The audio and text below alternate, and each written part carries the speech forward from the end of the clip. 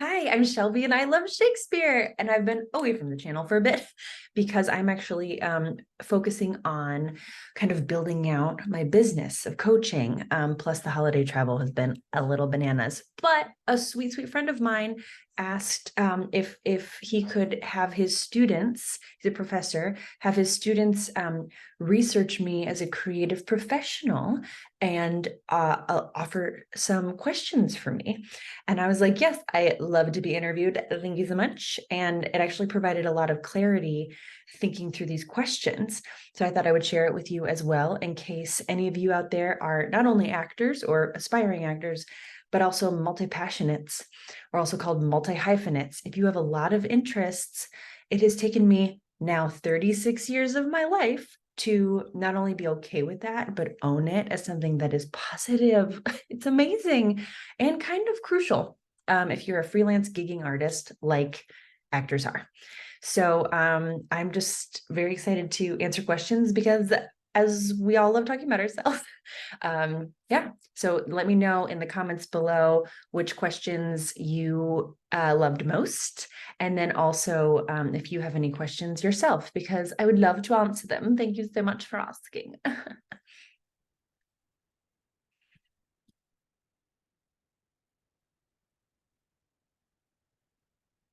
Okay, so first question is, you've hosted multiple different types of theatrical performances in the past. I do. I work as a live host for random things.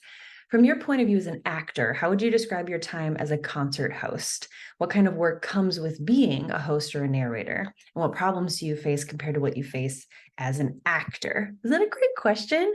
So I have done live hosting before, meaning in orchestra concerts, for example, they have someone who's like, welcome to the evening, and here's what we're doing. And I'll say a little bit before our next piece, blah, blah, blah, blah, and then go away. So sometimes I serve as a facilitator between the events of the evening.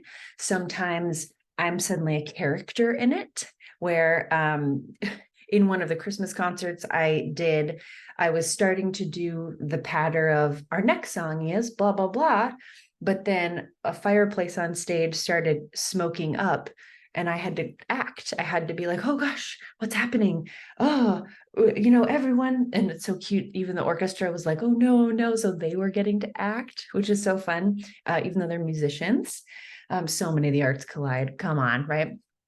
But then the Grinch ended up coming out, and then we had script, we had dialogue, and it became something just a little bit more than the patter of hosting that way. So the other way that I've hosted with orchestras, which has been a really lovely gig to get, and not one that I think any actor seeks out, because we don't know that that's a possible income stream. But my partner, actually my fiance, is getting engaged. That's the other reason I haven't been on the channel. It's been a lot. It's been a lot of bliss, but a lot of getting back with people saying congratulations. So that's nice. But what was I saying? I just got really distracted by my pretty ring. Oh, he is a classical musician.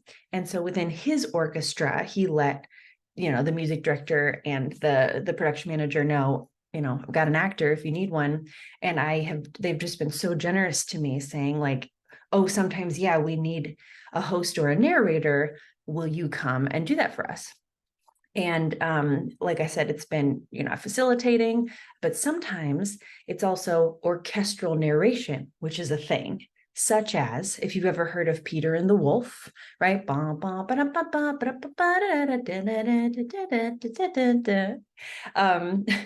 the extent of my musicality.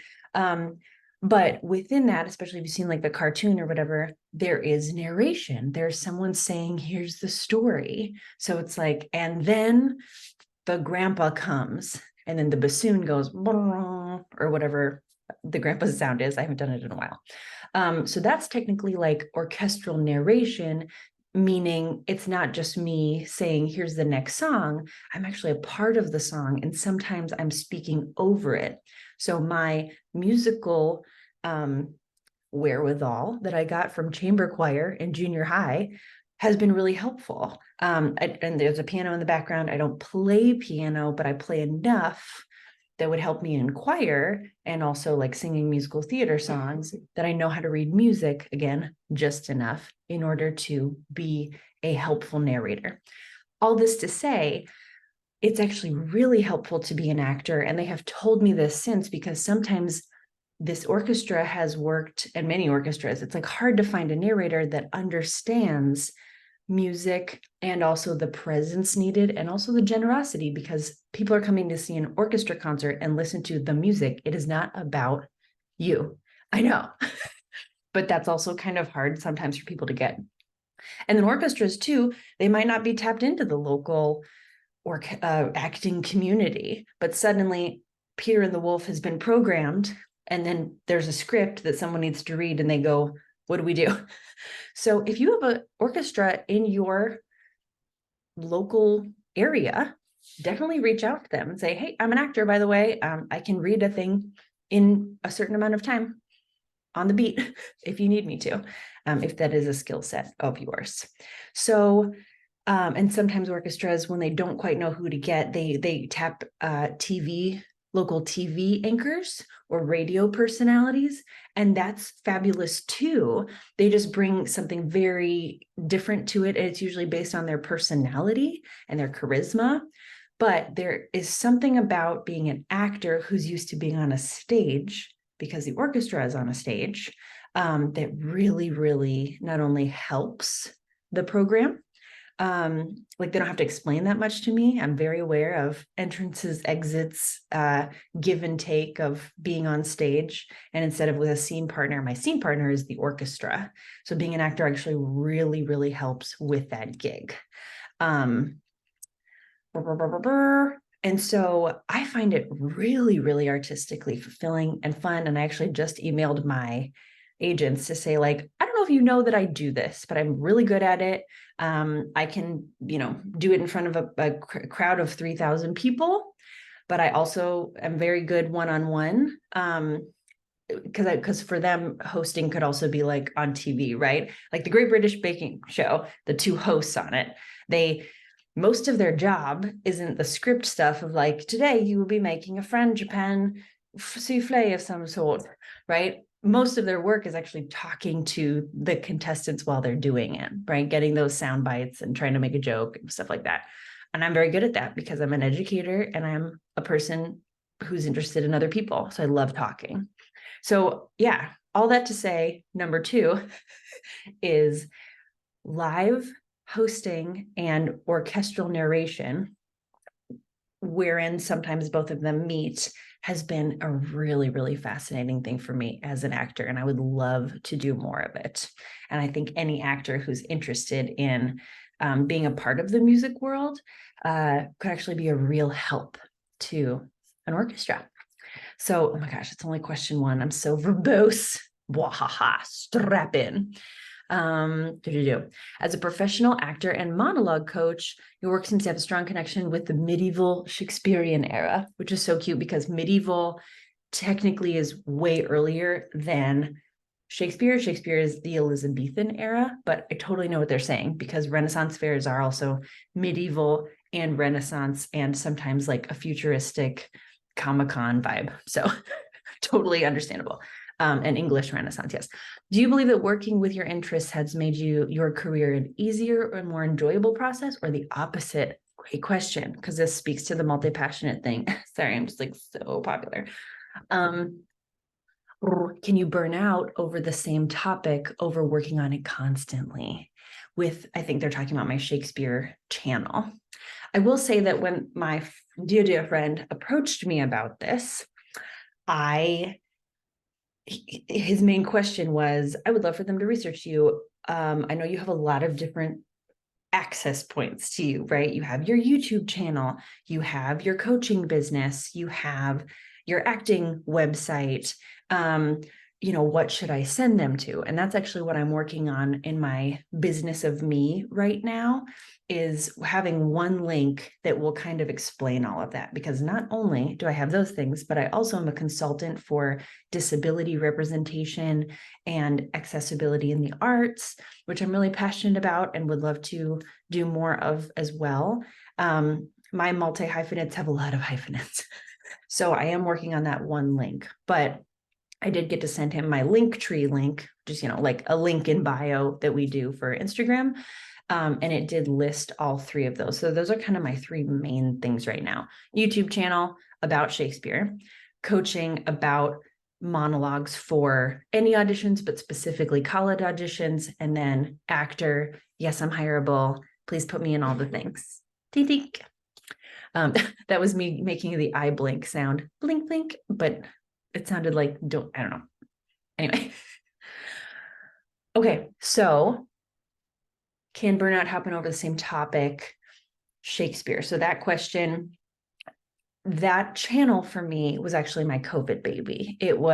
I really, all of my gigs went away suddenly. I'll just be honest, like up to $10,000 worth of contracts was suddenly gone. And I, like many live performers, did not know what to do. I was not out in LA again yet. I wasn't like in the arena of being able to do TV and film. And so all of my stuff was teaching, was performing, and it was all live before we all like knew what Zoom could be and what Zoom could do. So when that happened, I sat with myself and my thoughts and really tried on, like, what do I miss? Of all of the gigs that went away, what do I actually miss? And it just kept coming back to Shakespeare and coaching. Like, I didn't need a classroom, or I didn't miss going to a university because I was adjuncting at the time, but I did miss affecting positively people who have intimidation around any kind of acting or the college audition process, but especially Shakespeare. So I created my YouTube channel out of like something to do. Maybe eventually would be something I could monetize, like have yet another hyphenate as a self-gigging artist. But also because it's a thing that I didn't have to wait for someone to give me a job for.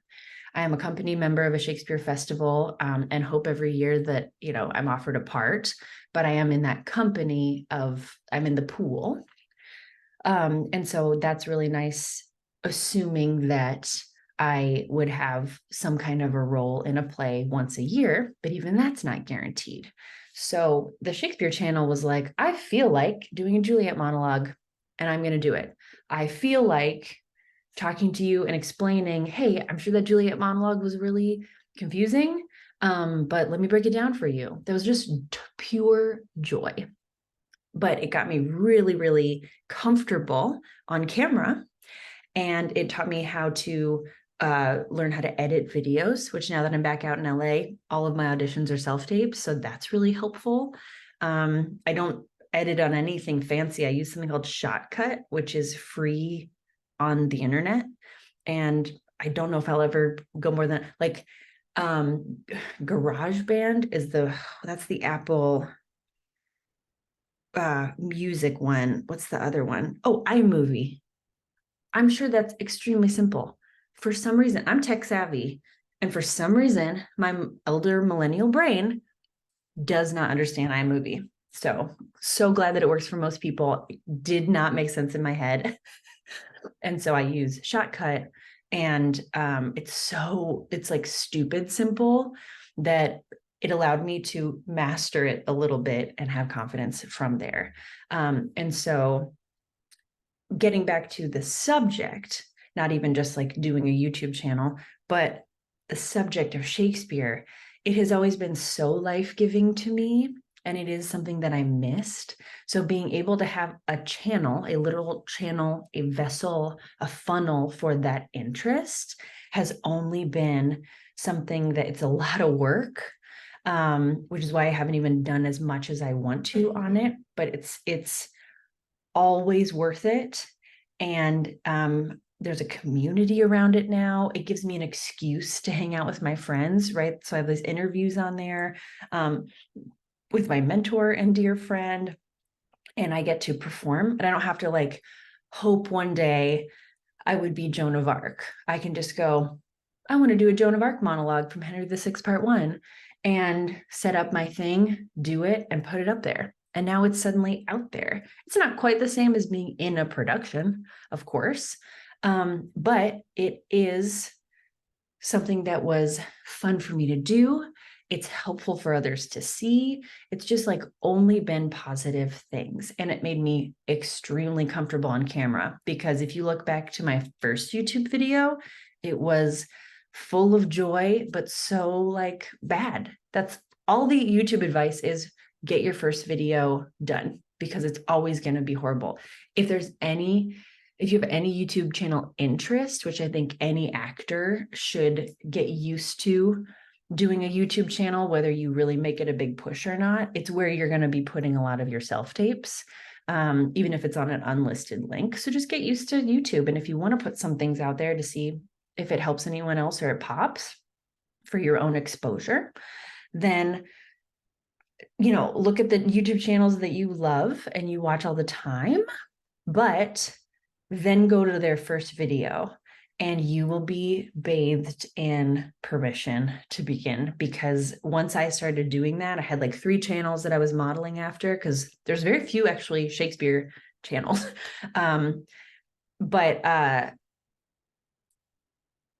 Sorry, brain loading, because there are Shakespeare channels, but not really specifically for preparing Shakespeare monologues. And so that was surprising to me. I thought YouTube would have 20 of them, and there's only a few of us.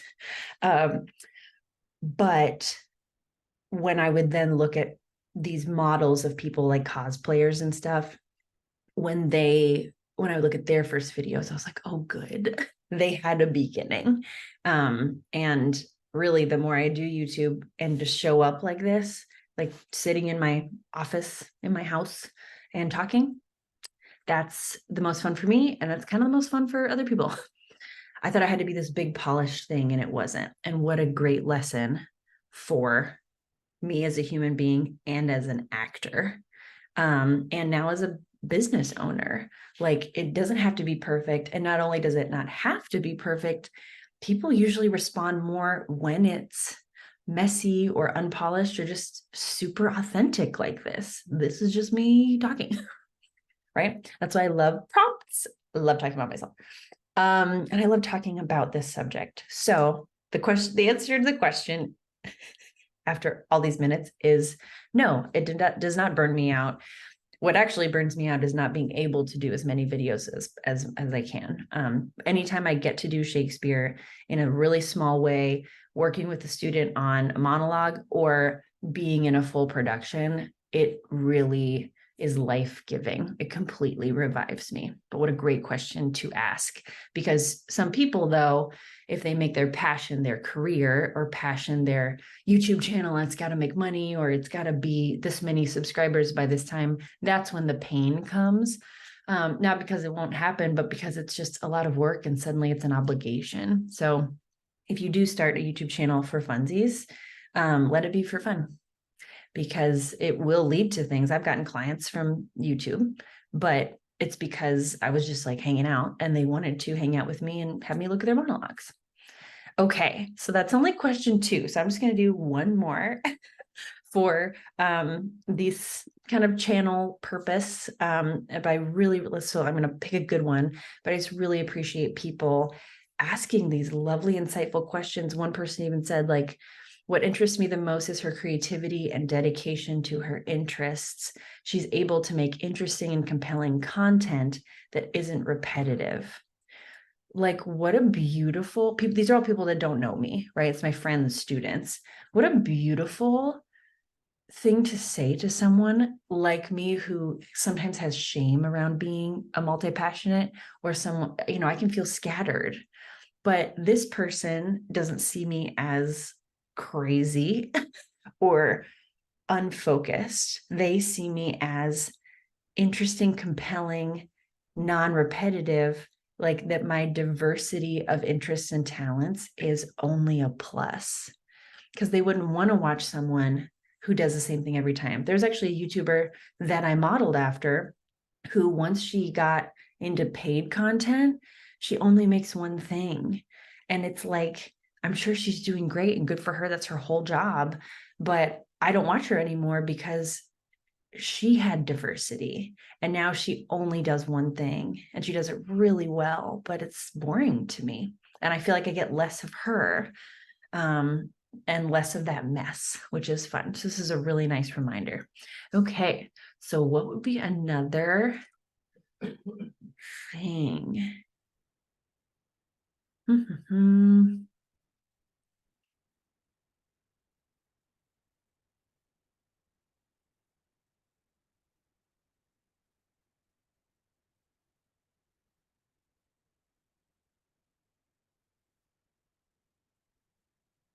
Mm. Oh, these are all really good. Oh, and if any of you who wrote these questions are watching, thank you for asking these questions. I know it's part of an assignment, but they are really insightful and really generous, and mean a lot to me in reading over from complete strangers what all of my links that I feel are a little bit all over the place, that you guys are really seeing me. You're seeing me as I am the through line of all of these things. And it's just really nice to be reflected back, to see that. But this is something that I think will touch on what I haven't talked about today. So last question to address. In your resume, you mentioned how you have 5 different places where you took your theatrical training. It's better be like European, where you took your training. How long did you train before you made theater profession? Was schooling difficult for you at all? Strap in. What was the most challenging part of training for you? Love this. So usually on your resume, at the bottom, once you're a professional, you put your education. I say as a professional because if you have your education at the top, it just shows that that is the most important thing to you, and that's probably all you've done so far. So usually for like younger actors, it's okay to have your education up at the top because you are in your training phase. That's really fine. But my education now is at the bottom, because I have credits at the top. Oh my gosh, my fingers are cracking. And in that, I have where I went to high school, because I went to a performing arts high school. I started in 2002. So I think I was 15. I was a sophomore in high school at that, and I was there for 3 years. So I came in as a sophomore, I was there for 3 years. And that, looking back, and now having actually taught at that institution as a guest instructor, that was college. It was college level, incredible. I've talked about all the time on the channel here. It's Interlochen Arts Academy up in Northern Michigan. And it was, in a lot of ways, the best training I ever had, ever. And a huge part of that was because of my mentor, who was my teacher at the time at the academy, David Monty.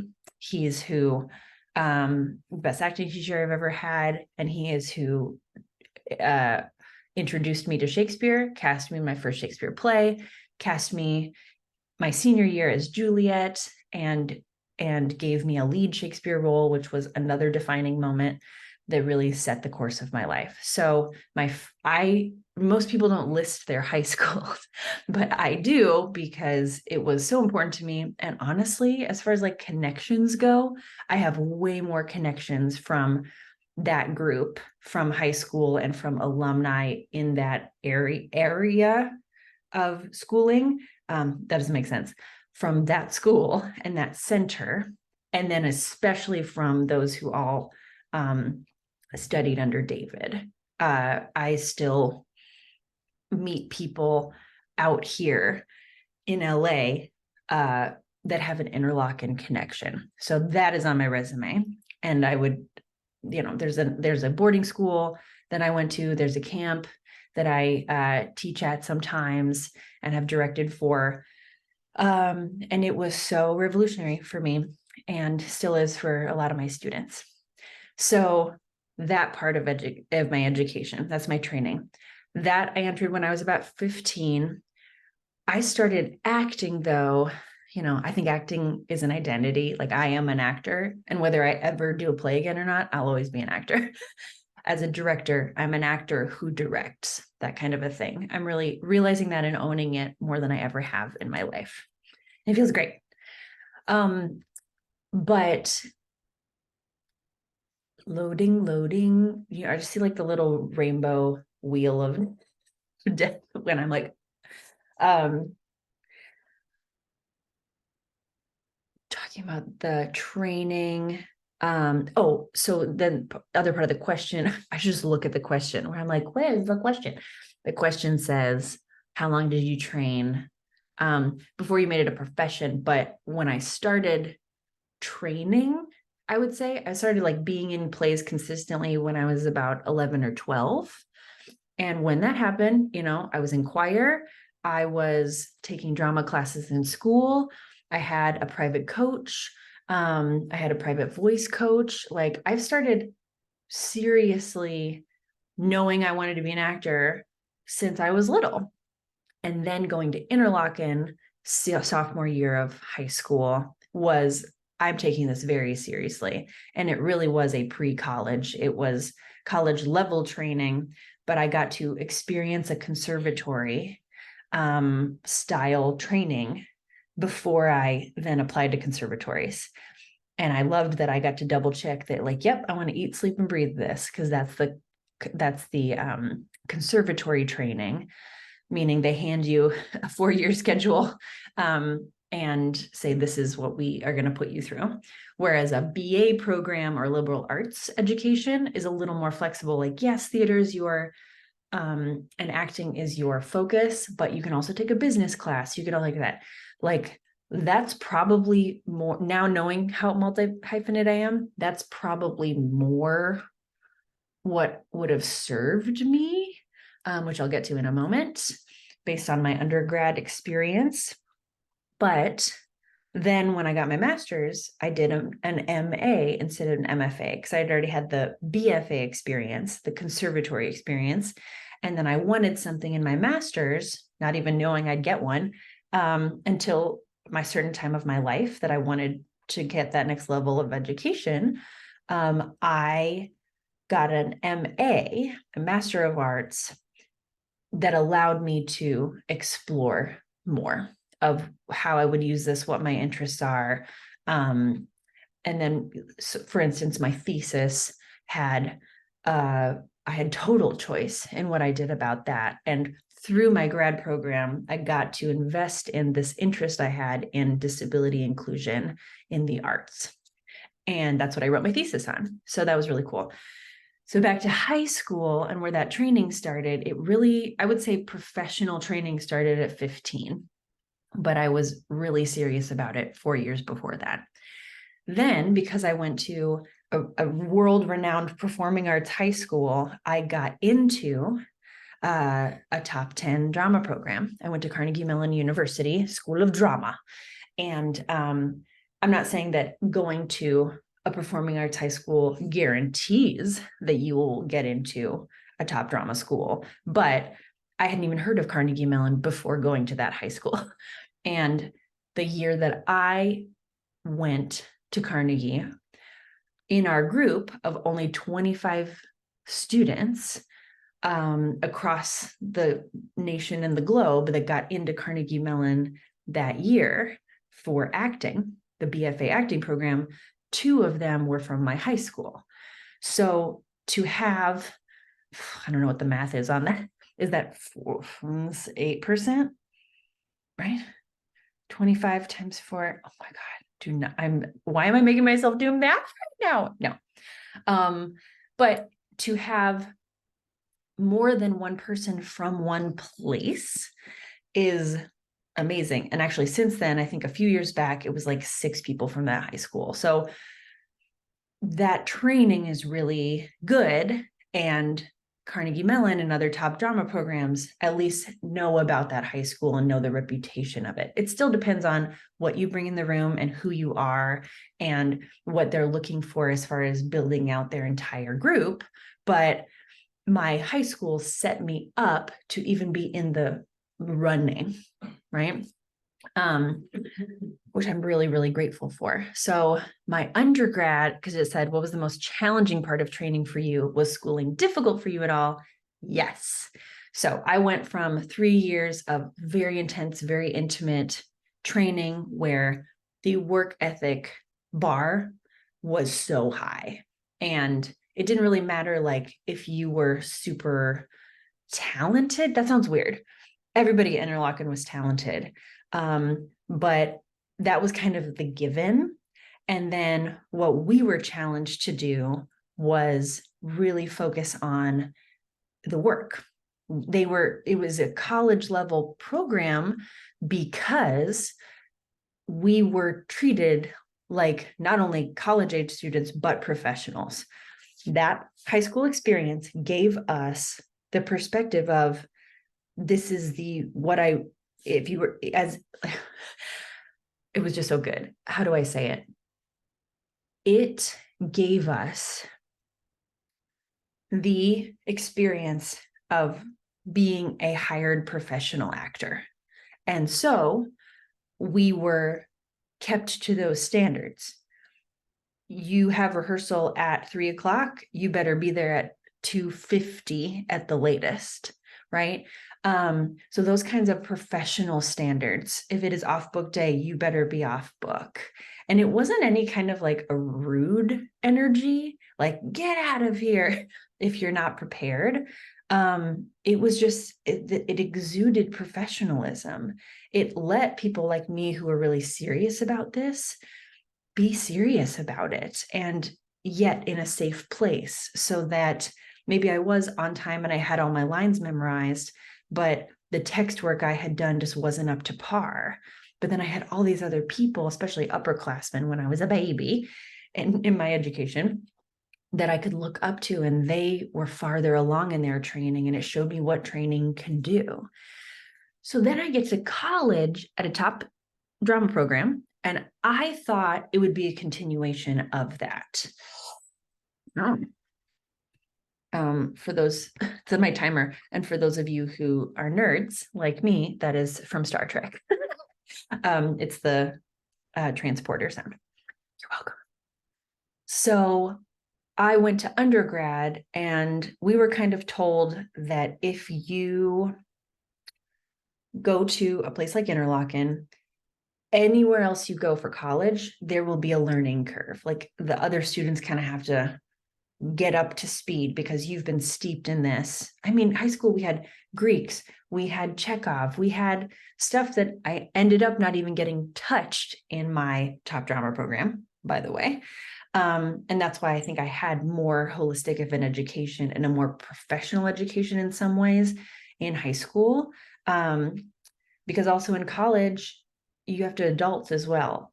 College is so, no matter what you major in, it's a lot about just learning how to be away from your home and stuff like that. And some of the people in my undergrad did not do very well at that. And so I think that affected our ensemble, like our group. So they said, everybody, prepare that there might be a learning curve unless you go to Carnegie or Juilliard, ha. And so I was really expecting that everybody else coming in with me was at my same level, had been training for the last 7 years, like I had, right? If I came in at 18, I'd been really serious about this since 11. But that wasn't really the case for everyone. It might have just been my group, but I just really didn't connect with a lot of the people that were in my group.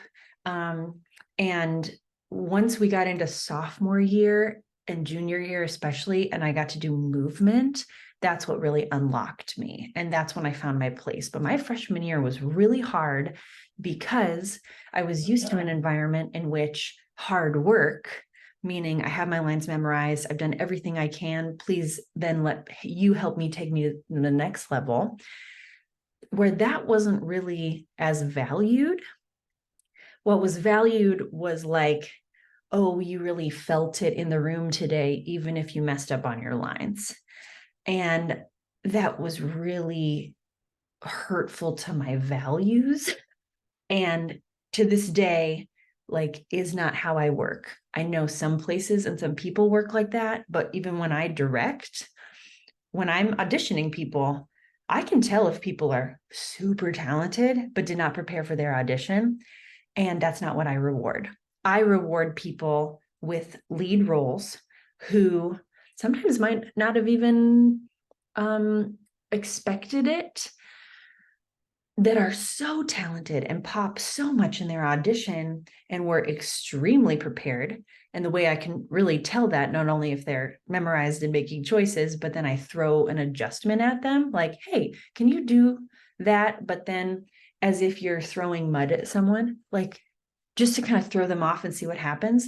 But they know their piece so well that they can take Juliet from a balcony to throwing mud at someone, and has this openness and this play. Like, that energy and prep is who I'm giving a lead to, for sure, over someone who comes in, does an amazing monologue, dazzles all of us, and then I say, oh, that was great. So what location are you imagining? Where are you in the play? And with Shakespeare, it's really easy because I know all these plays. And so I had someone do a monologue from a really famous Shakespeare play, and they did it beautifully, but I had this instinct of like, let me just scratch the surface a little bit. And asking about one circumstance, they had no idea. And I had seen this person in a Shakespeare play the year before. They were young. I work with a lot of young actors, but that person especially had enough training the year before to know you should know your play. You should know who you're talking to and what room you're in, or if you're outside or whatever your environment. And they just had kind of, it felt to me, sat back on their laurels. And that's a little bit what my undergrad experience was, is being around those people that were crazy talented, but were not doing the work. That said, a lot of their presentations were very raw and instinctual in the moment, and they probably got better grades than me, because undergrad also, in my program, the grades were so subjective. Whereas in high school, it was like, yeah, you might not have really gotten to that emotional state, but you did every single thing you could to get to that place. And that's what's rewarded. So I actually didn't get very good grades in undergrad. So I'm glad grad school let me in. But I did go through and I got the name. But again, my high school name has helped me more than my college name. And what I love most about that, to kind of tie this all back to being a multi-hyphenate, I love most that when I work with young aspiring actors preparing for college auditions, I love being able to say, hey, I went to the big drama school, and here's what was great about it. Here's what was not good about it and really was under my expectations. And it just gives them permission. And here's what's helping me about it and what's not now that I'm actually in a career. And I just love being this kind of blanket for them of calm, of like, oh gosh, good. If I don't get into a top drama school, it's not going to make or break my career. And if I do get into a top drama school, it's not going to make or break my career, by the way, right? Because I am a super hard worker. I'm intuitive. I've done so much personal development on who I am, what I want to give to this world, everything. And really, to touch on one more part of my training, because I had such a spiky relationship with my undergrad program, it actually pushed me to study abroad. You're only allowed in when I was there, at least, to study abroad your first semester senior year. And that deters a lot of people, because senior year is usually when you get the leads. It's when you have the biggest production value in the shows. And that's usually when you get big parts. And I was like, I don't care. I'm leaving for a semester. Where, and I pitched a lot of places and they're like, I don't think so. I don't think so. And I finally just said, where am I going? Because I'm going somewhere. And I don't know if I had loved my program, I don't know if I would have studied abroad, because I would have been like, oh, I want to be here for as much time as possible. But instead I was like, get me out of here. And where I ended up going was Paris. Never been across the pond, never been to Europe. And I ended up living in Paris for 4 months and doing a revolutionary avant-garde voice and choreographic theater technique program called the Roy Hart technique. Sorry, my timer's about to go off one more, so I'm like looking at it. And it was it changed my life. It changed how I do my art form. It changed how I show up in the world. The main concept of it is getting in touch with kind of the primal sounds that all of our physical instruments have, and letting them out without judgment. So the key for me was, don't judge what comes out of your face, start trusting your instincts. I now say my body and voice are not only my instruments, but they're my scene partner. So there's a lot of information in this. And one thing that I do want to start offering are workshops in Roy Hart, because I've done it here and there when requested, and even just having a flash of it. Some people are like, I really don't get this, but thanks for making me aware of it. And other people have the same glimmer I did of like, whoa, I want to do this more and more and more. This is really touching something deep. So it was helpful for me to go to a training program that I ended up not really loving, because that's just such a great universal lesson. Nothing is going to be perfect. You might get a dream job, and doesn't mean you're going to have a great day every day. I know people dancing on Broadway, and they don't wake up on a Thursday every time and go, I can't wait to dance. Sometimes they don't feel like dancing that night on Broadway. It's still a job, but that's where the training comes in, right? Not only that you can deliver a performance over and over, but you can also have the adulting muscle of, I got to go to work, and they are paying me, and people are showing up for me to then show up for them, right? That's the professional part about it. So I'm really grateful for that diversity of experience. And that's why I have so many training things listed. And some people, when they look at that in a professional way, might be confused or overwhelmed. But as a multi-hyphenate, a multi-passionate person, I really, it's who I am. And so I really appreciate this exercise that these students, again, were assigned to do, but these questions are really, really personal, and they obviously did their research about me as a creative professional.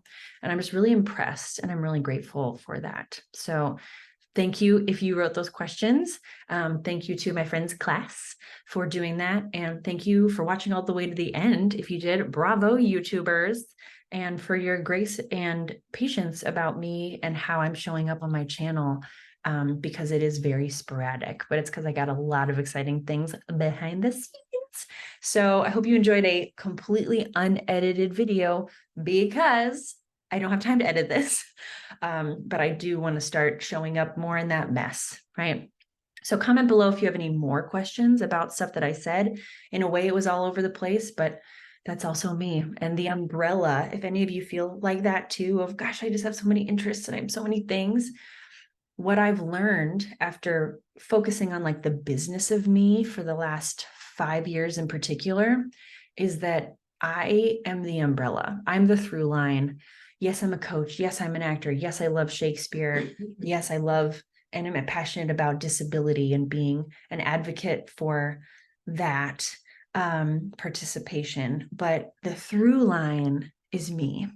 I'm doing all those things. It's kind of like when people do Hamlet over and over again. We know the story. We know to be or not to be.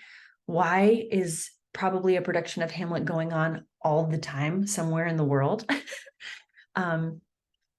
It's because me doing Hamlet, even if I try to do it just like someone else that I admire, me doing Hamlet is enough of a difference.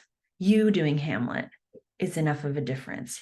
The only thing that someone can bring on stage with them that no one else can is them, is you, right? And that's what I'm so passionate about as a coach is, yeah, I'll get you a great monologue, but let's start with you. What is something you want to show? And then how can we find one of the many great monologues that shows exactly that, so that your personality and your authenticity can not only shine through, but be emboldened by that selection, because then your audition piece becomes something you cannot wait to do. And of course, the nerves will come in an audition, but if you have that joy and that stoked energy for like, ooh, I get to show you this with a piece I love because it's so me, that will be a really nice partner with your nerves. And it's an opportunity to perform. Yay. So thank you for being here. If you made it all the way to the end, will you drop a comment below that says, what's a fun word? Paris. Write Paris below if you made it this far, and we will know what it means. And I will be extra grateful to you, because YouTube algorithm wise, if you watch all the way to the end, it like really boosts my channel and more people get to hear the advice that I've been giving out of my own heart since the pandemic. So thank you again for being here. Thank you for listening. Thank you to this class for asking such beautiful questions, of which I only got to about 3, but I really appreciate the opportunity to be able to reflect and also talk about my life. And I would encourage you to ask questions of someone over this holiday season. You know, we all love talking about ourselves, but to give the gift of asking someone a question about themselves is free and can really be meaningful and impactful to them. I'll see you soon. Anon, and have a great, great holiday. How do I end this? Great. Bye.